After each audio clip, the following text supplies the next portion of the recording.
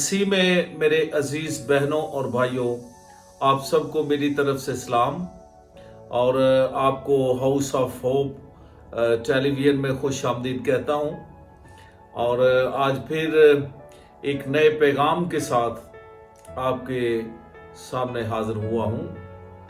तो आज हम खुदावंद के पाक कलाम की तिलावत रसूलों के ईमाल उसका चौथा बाब 32वीं आयत से लेकर हम 35वीं आयत तक तिलावत करेंगे, जिसमें यूं लिखा है, और ईमानदारों की जमात एक दिल और एक जान थी, और किसी ने भी अपने माल को अपना ना कहा, बल्कि उनकी सब चीजें मुश्तरक थीं। और रसूल बड़ी कुदरत से खुदावंद यीशु मसीह के जी उठने की गवाही देते रहे, और उन सब पर बड़ा फजल था, क्योंकि उनमें से कोई भी मोहताज ना था। इसलिए कि जो लोग जमीनों या घरों के मालिक थे, उनको बेच बेच कर बिकी हुई चीजों की कीमत लाते और रसूलों के पांव में रख देते थे। फिर हर एक को उसकी जरूरत के मुआफिक बांट दिया जाता था। खुदावंद के पाक कलाम के पढ़े और सुने जाने पर खुदा सालूस की बरकत हो। आमीन। अजीज बहनों और भाइयों, ये जो तिलावत आपके सामने की गई है वो रसूलों के ईमाल में से ली गई है, और इस बयान करदा हवाले में ईमानदारों की जमात का जिक्र किया गया है कि ईमानदारों की जमात यानी खुदा के बुलाए हुए लोगों की जमात, खुदा के चुने हुए लोगों की जमात, खुदा के प्यार करने वालों की जमात, यीशु मसीह पर ईमान लाने वालों की जमात का इस हवाले में जिक्र किया गया है। खुदा ने दुनिया में से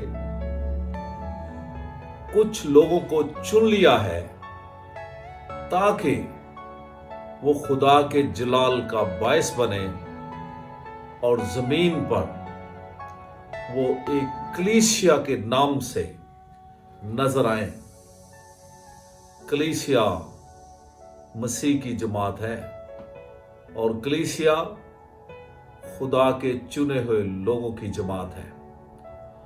रसूलों के ईमाल की किताब का जब हम मताला करते हैं तो उसमें हमें खुदावंद यीशु मसीह के आसमान पर उठाए जाने के बाद शागिर्दों की खिदमत का जिक्र मिलता है, और एक कलीसिया की बुनियाद का भी जिक्र मिलता है कि रसूलों के ईमाल की किताब में एक कलीसिया की बुनियाद रखी गई, एक चुने हुए लोगों की जमात बनाई गई, और उस चुने गए लोगों की जमात के लिए मसीह यीशु के शागिर्दों ने वो किरदार अदा किया जो खुदा ने उनके सपुर्द किया था।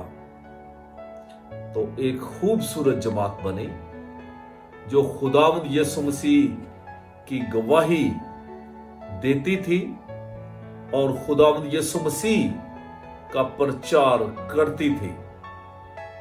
और इस जमात के लिए एक रूहानी पावर, रूहानी कुव्वत रूहुल कुद्दस के वसीले से उन्हें मिलती थी, जिसका वादा यीशु मसीह ने किया था। अजीजों, आज हम सब जितने भी चर्चेज हैं, जितनी भी कलीसियाएं हैं, वो इब्तदाई कलीसिया की शक्ल है कि इब्तदाई कलीसिया जिस तरह बनी और जिस तरह इब्तदाई कलीसिया के अंदर एक असूल थे और इब्तदाई कलीसिया जिस तरह चलती थी, उसी तरह हमारी कलीसियाओं में भी उसी तरह के असूल हम देखते हैं। हम इब्तदाई कलीसिया में ये देखते हैं कि वो एक दिल और एक जान थी। हम आज थोड़े वक्त में चंद एक बातों पर गौर करेंगे कि इब्तदाई कलीसिया जो थी, उनके अंदर कौन कौन सी चीजें थी जिसके वसीले से कलीसिया तरक्की करती थी और कलीसिया के अंदर ग्रोथ हो रही थी। सबसे पहले हम बयान करदा हवाले में मसीह की जमात, कलीसिया, ईमानदारों की जमात के अंदर हम यूनिटी देखते हैं, इत्तेफाक, इत्तेहाद देखते हैं, जिसके बारे में लिखा है कि ईमानदारों की जमात एक दिल और एक जान थी। एक दिल और एक जान होने से मुराद कि उनका इत्तेफाक, उनका इकट्ठ, उनकी सोचें, उनके ख्याल एक थे। बज़ाहिर वो नजर आते थे कि वो मुख्तलिफ शक्लों में है या मुख्तलिफ बदनों में, लेकिन चाल चलन, रवैये और एक दूसरे की हमदर्दी में वो एक थे। जब कलीसियाओं के अंदर एक दिल और एक जान होने का सबूत नजर आता है तो फिर कलीसिया तरक्की करती है। तो पाक कलाम में लिखा है, एक दिल और एक जान होने के बाद वो हर एक चीज में, सब चीजों में मुश्तरक थे, यानी वो सब चीजों में शरीक होते थे और एक दूसरे को वो शरीक किया करते थे। फिर पाक कलाम में लिखा है कि उस कलीसिया के अंदर जो मसीह खुदावंद के शागिर्द थे, वो कलीसिया को बढ़ाने और यीशु मसीह पर ईमान लाने वालों की जमात के लिए तरक्की का बायस बनने के लिए वो अपना किरदार बड़ा ही अहम अदा करते थे, जिसमें सबसे बड़ी बात कि वो यीशु मसीह की गवाही देने के लिए हम वक्त तैयार रहते थे और वो यीशु मसीह की गवाही बड़ी कुदरत से लोगों के दरमियान देते थे कि यीशु मर गया था और वो मुर्दों में से जी उठा है और वो दोबारा इस दुनिया में आने वाला है। ये गवाही वो बड़ी दयानतदारी से देते थे। वो लोगों के गुनाहों की माफी के लिए यीशु मसीह के बहाए हुए खून को पेश करते थे। वो लोगों की जिंदगियों के लिए कि वो अबदी जिंदगी पाएं और अब तक जिंदा रहेंगे, वो यीशु मसीह पर ईमान लाने का पैगाम देते थे। वो बड़ी दयानतदारी से यीशु मसीह की खुशखबरी फैलाते थे और लोगों के गुनाहों को उन पर जाहिर करते थे कि वो गुनहगार हैं। उनकी नजात यीशु मसीह पर ईमान लाने के बायस होगी। वो मौत से जिंदगी की तरफ यीशु मसीह पर ईमान लाने पर ही आएंगे और उन्हें जिंदगी मिलेगी। वो बड़ी कुदरत से बड़ी ताकत से, बड़ी जुर्रत से अंजील सुनाते थे।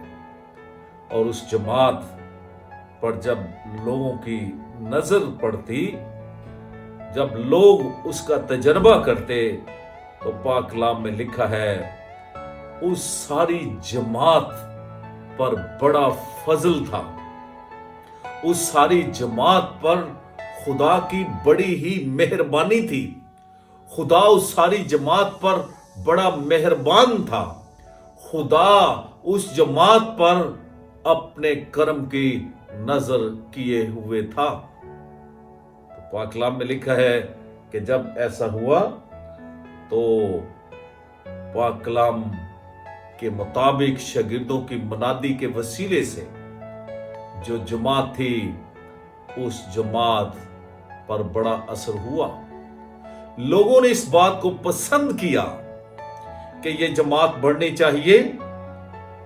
जमात के मेंबरान ने इस बात को अव्वल दर्जा दिया कि यह खुशखबरी जो शागिर्द सुनाते हैं या उनके इकट्ठे होने के वसीले से जो खुदा का जलाल जाहिर होता है और यीशु मसीह की खुशखबरी के असरात नजर आते हैं, वो महदूद नहीं रहने चाहिए, बल्कि ये सारे असरात जमीन की इंतहा तक जाने चाहिए।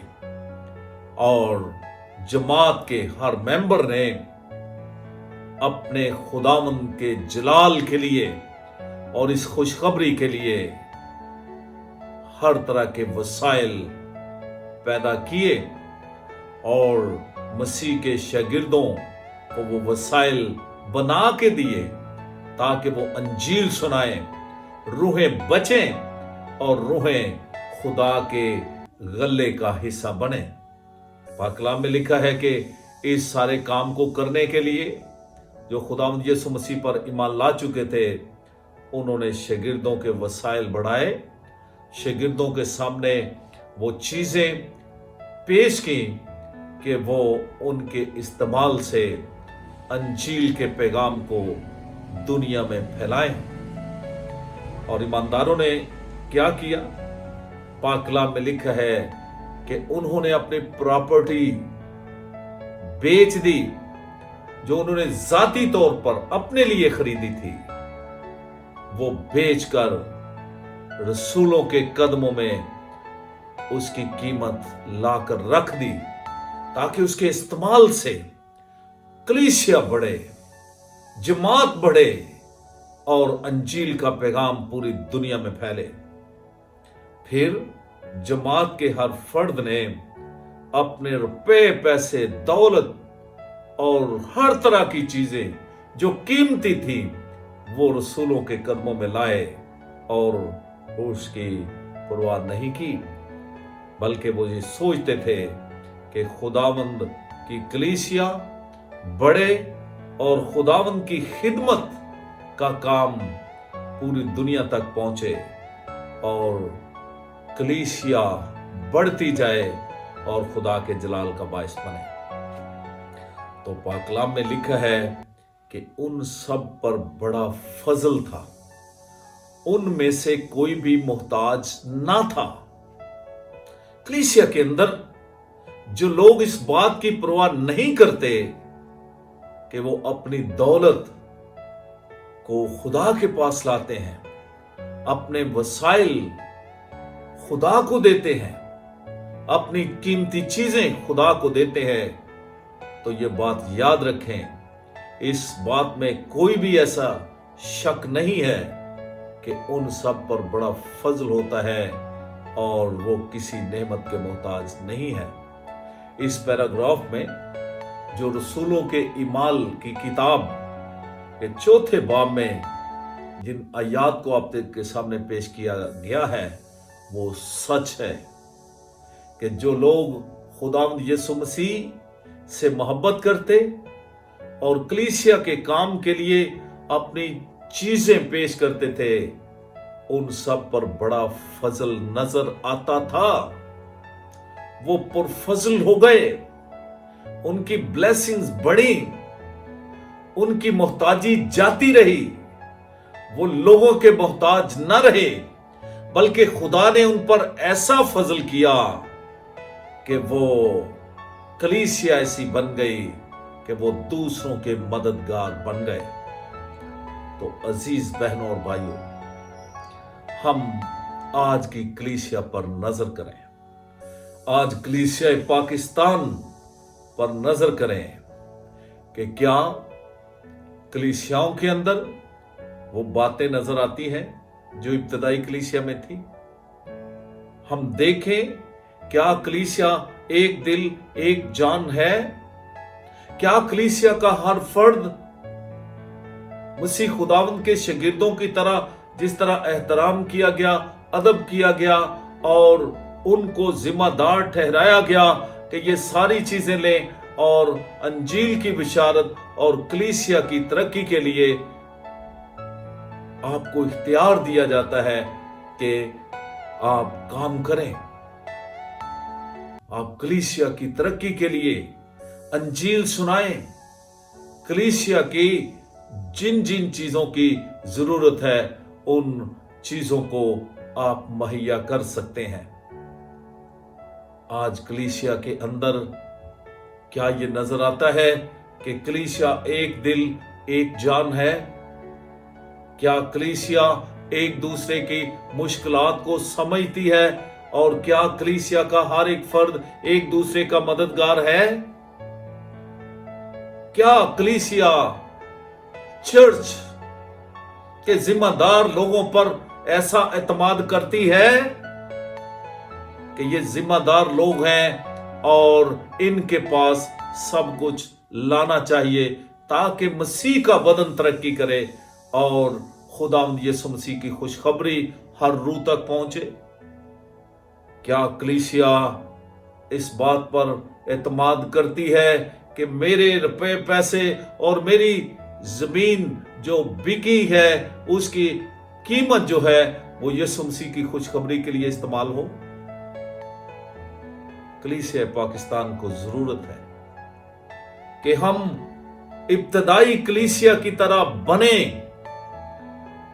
हम यूनिटी, इत्तेफाक, इत्तेहाद के साथ कलीसिया के अंदर मेल मिलाप की रूह पैदा करें और कलीसिया के रहनुमाओं के लिए भी आज ये सबक है कि वो भी खुदावंद यीशु मसीह की खुशखबरी सुनाने, अंजील के पैगाम को पूरी दुनिया तक फैलाने, बल्कि पाकिस्तान के हर कोने तक फैलाने के लिए वो खुदावंद के कलाम को पेश करते रहें और दुआ में मशगूल रहे ताकि जब यीशु मसीह आए तो वो कलीसिया तैयार हो सके जो खुदावंद यीशु मसीह चाहते हैं, या जिस कलीसिया को यीशु मसीह लेने के लिए आ रहा है। खुदावंद यीशु मसीह ऐसी कलीसिया को लेने के लिए आ रहा है जिसके बदन में कोई दाग या झुर्री ना हो, बल्कि पाक और बेऐब हो। आए, जो जो जिम्मेदारियां हमारी हैं हम उनको पूरा करें। अगर खुदावंद की खिदमत का काम कलीसिया में करते हैं, अंजील सुनाने के लिए मुकर्रर हैं, तो रसूलों का किरदार अदा करें ताकि अंजील के वसीले से लोगों की रूहें ताजा हों और अंजील सुनाने और दुआ करने के वसीले से लोग रूहानी तौर पर भी बरकत पाए और उनकी जिस्मानी तौर पे भी तरक्की हो और वो जिस्मानी तौर पर बीमारियों से भी रहाई पाए। हमने रसूलों के ईमाल में यह देखा कि पतरस, यूहन्ना और जितने शागिर्द थे, जब वो अंजील सुनाते थे तो बड़े बड़े बीमार शिफा पाते थे, बदरू गिरफ्तार आजाद होते थे और हर तरह की बीमारियां और हर तरह की कमजोरियां जाती रहती थी। कलीसिया का म्यार बुलंद हो सकता है, कलीसिया एक म्यारी कलीसिया बन सकती है, कलीसिया खुदावंद को पसंद आने वाली कलीसिया बन सकती है अगर हम अपनी खिदमत में दयानतदार हों, خدا کا پاک کلام سنانے کے لیے ہمارے اندر جوش اور ایک روحانی طاقت ہو، یہ سب کچھ ہو سکتا ہے۔ کلیسیا بڑھ سکتی ہے اگر ہم اپنی خدمت میں اور اپنی ذمہ داری میں دیانتدار ہوں گے۔ تو یہ کیسے ممکن ہے؟ اس وقت ممکن ہے جب روح القدس ہماری زندگی میں کام کرے گا اور ہم ابتدائی کلیسیا کے لوگوں کی طرح بن سکیں گے۔ جب ہم روح القدس کو موقع دیں گے کہ اے روح القدس آ میری زندگی میں، ہماری کلیسیا میں تو اپنی قدرت دکھا، تاکہ ہم تیری قوت سے، اے خدا کے پاک روح، اس قوت سے ہم خدا کے بیٹے یسوع کی گواہی کے لیے ہم طاقت حاصل کریں اور کلیسیا دن بدن ترقی کرے۔ خدا ہمیں ایسا کرنے کی توفیق بخشے کہ ہم ابتدائی کلیسیا کو دیکھیں اور ابتدائی کلیسیا کے جو کردار ہیں اپنی زندگی میں لیں اور دنیا میں پیش کریں۔